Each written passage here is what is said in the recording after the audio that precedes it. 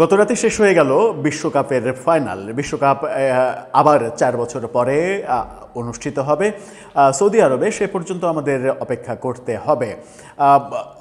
অনেকেই মানে বাংলাদেশের বেশিরভাগ দর্শকই প্রত্যাশা করেছিলেন হয়তো লিওনেল মেসির কাছে যাবে টানা দ্বিতীয়বারের মতো বিশ্বকাপের ট্রফি, কিন্তু সেটা হলো না।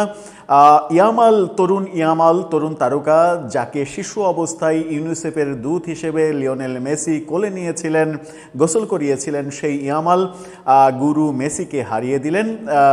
এবং ম্যাচে অনেক কিছু হয়েছে। টোটাল বিশ্বকাপে আর্জেন্টিনাকে রেফারি সাহায্য করেছে, ফিফা সাহায্য করেছে, এই বদনাম রটানো হয়েছিল। শেষ ম্যাচে সেই আর্জেন্টিনার সমর্থকরাই রেফারিকে দূষেছেন এবং রেফারির জন্যই তারা হেরেছে, এরকম কথা বলেছেন। আলোচনার বিষয় বিশ্বকাপের ম্যাচ রিভিউ না, আলোচনার বিষয় হচ্ছে বিশ্বকাপের উত্তেজনা যখন সারা বাংলাদেশে, সারা পৃথিবীতে বিশ্বকাপ ফুটবল ভক্তরা বড় স্ক্রিনে খেলা দেখছেন এবং সেই বড় স্ক্রিনে খেলা দেখা যাবে না, খেলা দেখা পাপ। মেসি ইহুদি, আর্জেন্টিনা ইহুদি, খ্রিস্টান, এরা হাফ প্যান্ট পরে খেলাধুলা করে, এই খেলা ইসলাম সম্মত নয়। এই কারণে আল্লাহর দূত হিসেবে বাংলাদেশে নেমে, বাংলাদেশে ডক্টর ইউনূসের আমলেই যে একটা বিশেষ দূত, বিশেষ বাহিনী, আল্লাহর প্রেরিত বাহিনী, তাদের ঘোষিত, তারা বাংলাদেশে রাজ করার চেষ্টা করেছে। সেই তথাকথিত জঙ্গি তৌহিদি বাহিনী তারা বড় পর্দায় খেলা দেখতে দেবে না এবং সেই আয়োজন ভণ্ডুল করে দিয়েছে। একটা ঘটনা যশোরে ঘটেছে, শুধু একটা ঘটনা। পুরো বিশ্বকাপ জুড়ে ওয়াজের নামে ওই তথাকথিত হুজুররা যেভাবে বিশ্বকাপের বিরুদ্ধে কথা বলেছে, সেই ব্যাপারগুলো আমরা দেখেছি। এবং এই ঘটনার তৌহিদি জনতার নামে জঙ্গি গোষ্ঠী এই ঘটনা যখন ঘটাচ্ছে, তখন ঢাকা বিশ্ববিদ্যালয়ে এই গোষ্ঠীর, এই তৌহিদি জনতার নেতা হিসেবে আবির্ভূত হয়েছিলেন ডাকসুর বিতর্কিত নেতা। অনেকেই কখনো কখনো আমরা মনে করেছি তিনিই বোধহয় ঢাকা বিশ্ববিদ্যালয়ের ভিসি, তিনিই বোধহয় ঢাকা বিশ্ববিদ্যালয়ের প্রক্টর, কিংবা তিনিই বোধহয় ঢাকার ডিএমপির প্রধান, যিনি কখনো লাঠি হাতে, কখনো রুদ্রমূর্তি ধারণ করেছেন। সেই সর্বমিত্র চাকমা, তিনি ঢাকা বিশ্ববিদ্যালয়ে খেলা দেখতে দেবেন না বাইরের কাউকে, ব্যারিকেড দিয়েছেন এবং ছাত্র যারা গিয়েছিল, বাইরের ছাত্র যারা ঢাকা বিশ্ববিদ্যালয়ে গিয়েছিল, তাদের ভুয়া ধ্বনিতে, দুয়োতে রীতিমতো নাজেহাল হতে দেখেছি আমরা তাকে। কি হলো যশোরে, কি হলো টিএসসিতে, গত রাতে ভোর পর্যন্ত কি ঘটলো, চলুন একটু বুঝে দেখি। এবং এই যে ঘটনা এটাই কি আমাদের প্রকৃত বাংলাদেশ কিনা, সেটাও একটু বুঝে ওঠার চেষ্টা করি এই ভিডিওতে। থাকবেন পলিটিক্স টিভির নিয়মিত আয়োজনে।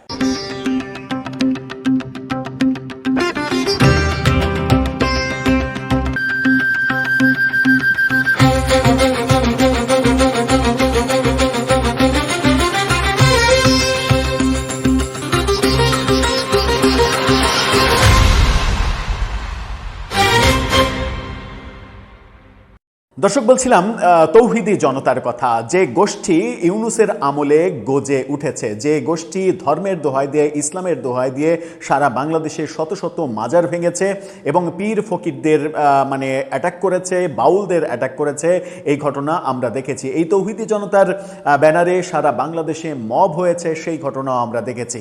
এবার তৌহিদি জনতা নেমেছে, বিশ্বকাপ খেলা দেখা পাপ, তাই বিশ্বকাপ বড় পর্দায় যে আয়োজন, সেই আয়োজন ভণ্ডুল করেছে তারা। আয়োজনের অর্ধেক ভণ্ডুল করেছেন ওই তথাকথিত ডাকসু নেতা সর্বমিত্র চাকমা ঢাকা বিশ্ববিদ্যালয়ের টিএসসিতে তিনি যেটা করেছেন, তাতে তিনি যেভাবে প্রতিরোধের মুখে পড়েছিলেন, সম্ভবত আইনশৃঙ্খলা রক্ষাকারী বাহিনী তাকে প্রোটেকশন না দিলে হয়তো বড় কিছু হতে পারত গত রাতে। তার ভাষ্য হচ্ছে এখানে চিল্লাপাল্লা হয়, হলের ছেলেমেয়েরা ঘুমাতে পারে না, এটা ডাকসুর নেতাদের, নির্বাচিত নেতাদের অনুমতি না নিয়ে এরকম খেলা দেখানোর ব্যবস্থা হয়েছে, পাশেই রোকেয়া হল, হলের মেয়েরা ঘুমাতে পারে না। আরে ভাই, হলের মেয়েরা বিশ্বকাপের ফাইনাল দেখে না? মেয়েরা কি মানুষ না? মেয়েরা কি জন্তু জানোয়ার যে তাদের কোনো অনুভূতি নেই, তারা ফুটবলের সমর্থক না? নাকি মেয়ে বলেই তারা ফুটবল খেলা দেখে না? তারাও তো রাত জেগে ফুটবল খেলা দেখেন, এবং এটাই সারা পৃথিবীব্যাপী সংস্কৃতি। এটাকে কি সর্বমিত্র চাকমা মানে ঢাকা বিশ্ববিদ্যালয়কে কি হাটহাজির মাদ্রাসা মনে করেছেন, যে এই মাদ্রাসায় তাদের মতো করেই মাদ্রাসার মানে সংস্কৃতি চলবে, এখানে খেলা পর্যন্ত দেখতে দেবেন না? মানে ইয়েটা কি, অজুহাত কি বহিরাগতদের খেলা দেখতে দেবেন না? টিএসসি এটা হচ্ছে যে মানে মানে মানে সর্বগোষ্ঠী সর্বপ্রকার মানুষের একটা জটলার জায়গা। টিএসসি ঢাকার মানুষের প্রাণকেন্দ্র। সেখানে ছাত্র, শিক্ষক, সাধারণ মানুষ, সংস্কৃতি কর্মী সবাই গিয়ে আড্ডা দেয়, সবাই নিজেদের মানে ভাব শেয়ার করে, এবং টিএসসি একটা সাংস্কৃতিক কেন্দ্র। টিএসসিকে শুধুমাত্র ঢাকা বিশ্ববিদ্যালয়ের ব্যাপার হিসেবে সর্বমিত্র চাকমার মতো এরকম উৎকট ঝামেলা ঢাকা বিশ্ববিদ্যালয়ে এসে যে কর্মকাণ্ড শুরু করেছে, সেই কর্মকাণ্ডে মনে হতেই পারে যে এটা বাংলাদেশ নাকি এটা আফগানিস্তান, নাকি বাংলাদেশেরই মানে হাটহাজারি কিংবা অন্য কোনো জায়গা, যে জায়গায় তারা যা ইচ্ছা তাই বলবে ধর্মের নামে এবং সেগুলো গিলতে হবে। যদিও সর্বমিত্রের বক্তব্যে ধর্মের নামে ব্যাপারটা ছিল না, ব্যাপারটা ঘটেছে যশোরে, এবং এই ব্যাপারটা ফাইনালে বলে গণমাধ্যমে খবর হয়েছে। এই যশোর ছাড়াও সারা বাংলাদেশে অনেক জায়গায় এই ঘটনা ঘটেছে, এবং পুরো বিশ্বকাপ জুড়ে ওয়াজ মাহফিলের নামে তথাকথিত ওয়াজিরা, বক্তারা যারা টাকার কন্টাকে ছাড়া ধর্মের প্রচার করতে যান না, তারা বিশ্বকাপ, ইহুদি, খ্রিস্টান, নাসারা, হাফ প্যান্ট পরা এই ব্যাপারগুলোকে সামনে এনেছেন। যশোরের এই খবরটা দেখে নিন। যশোরে ভদ্রলোকরা সারি ধরে লাইন দিয়ে পাহারা দিচ্ছে সব কিছু ভণ্ডুল করে। বাংলা ট্রিবিউনের এই শিরোনামটা দেখে নিন। বড় পর্দায় বিশ্বকাপের ফাইনাল ম্যাচ দেখতে দিল না তৌহিদি জনতা। এই তৌহিদি জনতা এরা কারা?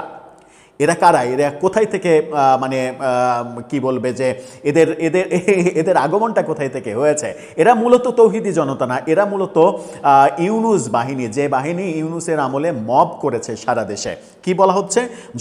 যশোরে বড় পর্দায় বিশ্বকাপের ফুটবলের ফাইনাল ম্যাচ দেখার জন্য ঈদগাহ মাঠে আয়োজন বন্ধ করে দেয়া হয়েছে। ফ্যাশন, রিটেল, ব্র্যান্ড সেইলর চলতি বিশ্বকাপের গুরুত্বপূর্ণ ম্যাচগুলো বড় পর্দায় দেখানোর ব্যবস্থা করেছিল যশোর টাউন হল মাঠে। সেখানে বৃক্ষমেলা চলমান থাকায় ফাইনাল ম্যাচটি ঈদগাহ মাঠে দেখানোর সকল প্রস্তুতি সম্পন্ন করা হয়েছিল। রাত 9টার দিকে হঠাৎই তৌহিদি জনতা নামে একদল মুসল্লি ঈদগাহে মাঠে জড়ো হয়। তারা মাঠের পবিত্রতা রক্ষার দাবিতে বিশ্বকাপের ফাইনাল ম্যাচ না দেখানোর জন্য বাধা দেয়। বিশ্বকাপের খেলা দেখার সঙ্গে পবিত্রতা অপবিত্রতার কি সম্পর্ক আছে সেটা একটা বড় বিষয়। টেলিভিশন দেখা পাপ সেটা বলতে চাই তারা?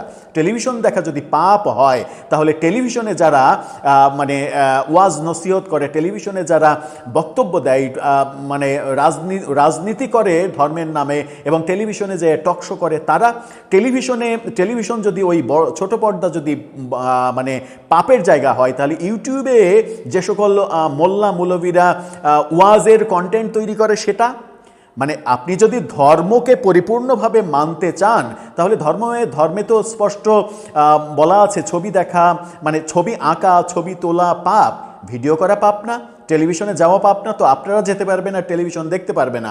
খেলাধুলা কোথায় থেকে পাপ হলো, এই তৌহিদি জনতার কাছ থেকে আমাদের হয়তো জানতে হবে। তারা কি করছে?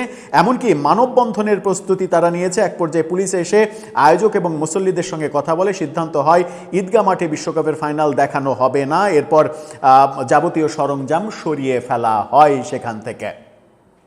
এটাই যদি বাংলাদেশ হয়, এবং এখন বিএনপি সরকারের আমলেও যদি এটা হয়, যে মানে যখন আমরা দেখছি ইউনূস সরকার দায়িত্বে নেই, তখনও যদি এটা হয়, এবং এখনও যদি তৌহিদি জনতার নামে এই ধরনের মব হয়, মব করে যা ইচ্ছা তাই করা যাবে, যা বলবে তাই আমাদেরকে শুনতে হবে, তাহলে তো আমাদের দেশটা আফগানিস্তান হতে আর খুব বেশি দেরি নেই। এই দেশটা কি আফগানিস্তান হোক, এটা আমরা চাই? মানে আমরা আসলে বুঝি না যে এটা কি, মানে একজন মানুষকে আপনি মানুষ ভাবার আগে তাকে ইহুদি ভাবছেন, খ্রিস্টান ভাবছেন, ইহুদি, নাসারা, বেধর্মী, হিন্দু, জৈন, শিখ এগুলো ভাবছেন, অথচ মানুষ ভাবতে পারছেন না। অথচ আপনি ভুলেই গেছেন যে আমার প্রিয় ধর্ম, আমার প্রিয় মানে নবী এবং আমার প্রিয় ধর্ম ইসলাম, সেই ইসলামে যারা দীক্ষিত হয়েছেন তারা কি ডে ওয়ান থেকে মুসলমান ছিলেন, নাকি অন্য ধর্ম থেকে এসে ইসলামে দীক্ষিত হয়েছেন? অন্য ধর্ম মানে আমার প্রিয় নবীর আমলে কোন ধর্মের মানুষ ছিলেন, কিংবা মানে প্রিয় নবীর মানে নবুয়ত প্রাপ্তির আগে পর্যন্ত, যখন পর্যন্ত কোরআন নাজিল হয়নি এবং আমাদের প্রিয় নবী নবুয়ত পাননি 40 বছর বয়স পর্যন্ত, তার আগে পর্যন্ত সৌদি আরবে কোন ধর্ম ছিল, কোন ধর্মের মানুষ ছিল, এবং মহানবীর মানে পিতা মাতা কিংবা তার বংশধররা তাদের সময় কোন ধর্ম সেখানে বিরাজ ছিল, কোন ধর্ম থেকে আমরা ইসলামে আসলাম। আমি অন্য ধর্ম থেকে ইসলামে আসলাম, আসার পরে আমার ধর্মটাকে যখন আমি মহান বলছি, সর্বশ্রেষ্ঠ বলছি, তখন যদি আমি অন্য ধর্মের মানুষকে নিকৃষ্ট বলি এবং মানে ওই রাজনীতিবিদদের কথার মতো, রাজনীতিবিদরা ইচ্ছা হলো এই বিএনপি বলে দিল যে আওয়ামী লীগ সব থেকে নিকৃষ্ট মানুষ আওয়ামী লীগ করে, তো সব থেকে নিকৃষ্ট মানুষ আওয়ামী লীগ করে, এই কথা বলার আগে মনে থাকে না যে আমার মেয়ের সঙ্গে আওয়ামী লীগের ডাকসাইটে নেতার ছেলের আমি বিয়ে দিচ্ছি এবং শেখ পরিবারের মানে সদস্যের ছেলের সঙ্গে বিয়ে দিচ্ছি, তখন কিন্তু মনে থাকে না। বিয়াই হতে গেলে আরাম লাগে, কিন্তু রাজনীতির মাঠে কথা বলতে গেলে বলতে হয় যে আওয়ামী লীগ হচ্ছে সব থেকে নিকৃষ্ট। আবার হয়তো আওয়ামী লীগ বলবে বিএনপি হয়তো নিকৃষ্ট, তাদেরও মনে থাকে না যে যখন বিএনপির সঙ্গে আত্মীয়তা করে, ঘর সংসার বাঁধে, তখন এটা খারাপ। রাজনীতির মাঠে এটা প্রযোজ্য, কিন্তু ইসলামের নামে, ধর্মের নামে এই বক্তব্যগুলো, ধর্মকে আপনাদেরকে শেখাচ্ছে যে ইহুদি খ্রিস্টানকে ঘৃণা করেন? কোথাও কি শিখিয়েছে ইহুদি খ্রিস্টানকে ঘৃণা করেন, অন্য মানুষকে কষ্ট দেন, অন্য মানুষকে গালাগালি করেন, অন্য মানুষকে নিকৃষ্ট উপাধি দেন? এটাকে ধর্মে শিখিয়েছে? শেখায়নি তো, কোথাও শেখায়নি। বরং আমার প্রিয় নবী শিখিয়েছেন যে প্রত্যেক ধর্মকে যথাযথভাবে সম্মান দিতে হবে এবং মানুষ হিসেবে ট্রিট করতে হবে, এবং তিনি তার জীবদ্দশায় দেখিয়ে গেছেন যে তার পথে কাঁটা বেছানো বুড়ির অসুস্থতার পরে তিনি সেই বুড়ির সেবা করে মানবিকতা এবং মহানুভবতা এই পৃথিবীতে প্রতিষ্ঠিত করেছেন। তার শিষ্য আমি দাবি করছি, তার সাক্ষাৎ দাবি করছি, তার উম্মত দাবি করছি, করে যদি আমি মানুষকে নিকৃষ্ট হিসেবে উপস্থাপন করি, প্রতিটা পদে পদে মানুষকে মানুষ ভাবতেই পারি না, তাহলে মানে কি হলো? এক্ষেত্রে মাদার তেরেসার একটা উদাহরণ দিয়ে শেষ করা যায়। মাদার তেরেসা বলেছেন, তুমি দৃশ্যমান মানুষকেই যদি ভালোবাসতে না পারো, তাহলে অদৃশ্য সৃষ্টিকর্তাকে কিভাবে ভালোবাসতে পারবে? এই প্রশ্নের উত্তর আছে? নেই বোধহয়। দর্শক, আপনার কাছে আছে? থাকলে জানিয়ে লিখতে পারেন আমাদের কমেন্ট বক্সে।